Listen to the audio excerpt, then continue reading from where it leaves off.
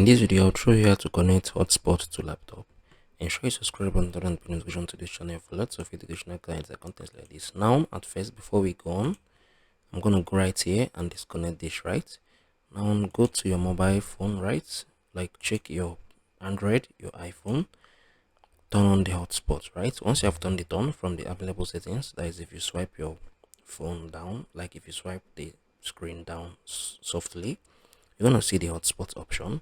Turn it on. Once you have turned it on, you're going to click on this connection tab, right here you can see the current hotspot that are turned on already. So this HowTo is currently turned on, so I'm going to click on it. I'm going to connect.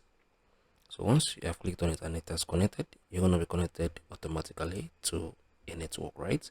This is how you can connect hotspots to laptop. This video is for educational purpose only. Thank you guys for watching through. I'll see you in the next